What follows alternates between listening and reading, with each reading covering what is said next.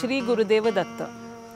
Chapter 20 tells us about the divine Leelas of Shri Guru Nasir Saraswati at Narsobachi Wadi.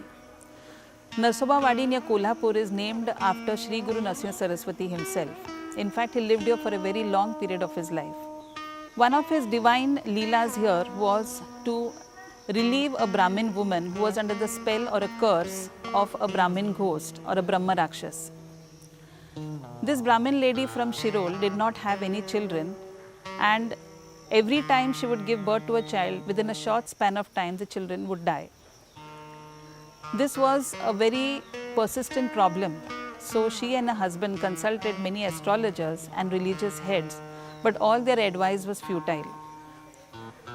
Finally, a very senior Brahmin priest advised her to go to Audumbar, which is at Narsobawadi, and offer water at the Padukas, take pradakshinas around it, and also pray to the Audumbar for whatever was a solution to her problem. The lady took the instruction very seriously, and after 3 days she found the results of her worship at the Padukas at Audumbar. In her dream that night, she had a vision of a Brahma Rakshas. This Brahma Rakshas was the reason that she was not having any children, or her children were dying at birth. The Brahma Rakshas told her very ferociously in her dream that I am going to kill you because in your last birth you had taken a loan from me and you did not return it to me. I spent the last few years of my life thinking of that loan not being returned, and in that sorrow and grief I gave up my life, I committed suicide. So I am not going to spare you, and I am not going to spare any of your children who are going to be born.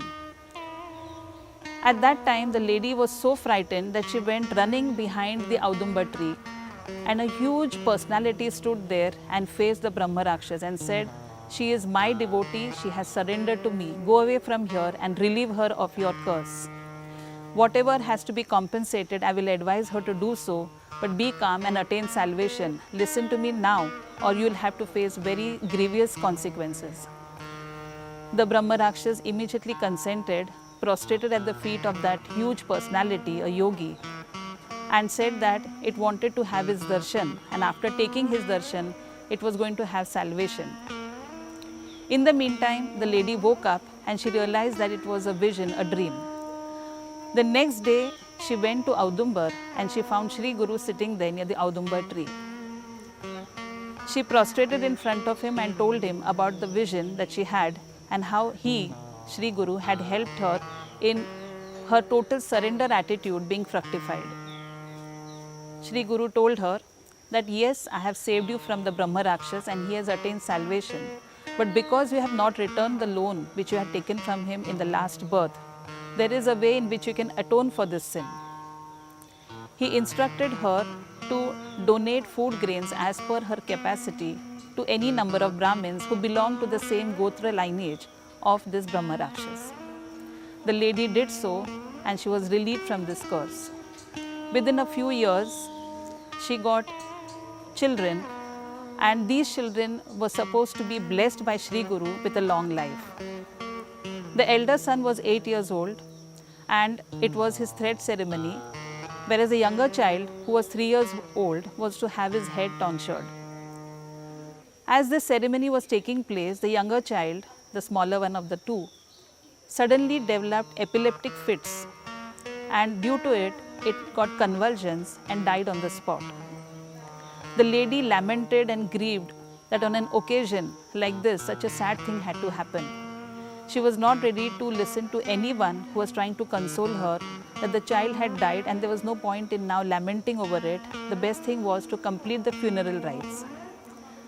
She was adamant, and she had a very strange way of showing her adamancy. She said, if the child has to be undergoing any funeral rites, I too will do the same.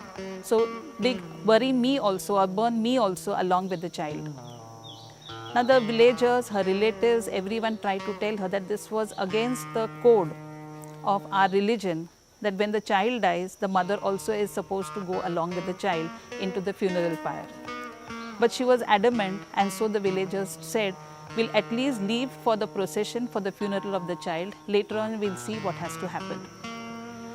They came to the forest which was very near to Narsobawadi, that is near the Audumbar tree where Shri Guru lived.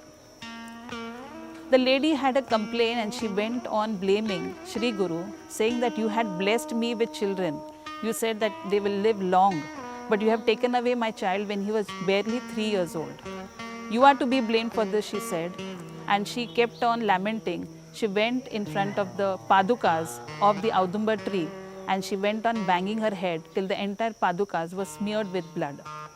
She was not ready to listen to anybody who was trying to tell her that this was not the correct way to behave. And if she did not hurry up now, the funeral would not take place that day because it was already due for sunset. The funeral will have to take place the next morning and that would be too delayed. But she was in no mood to listen to any of their suggestions or advice.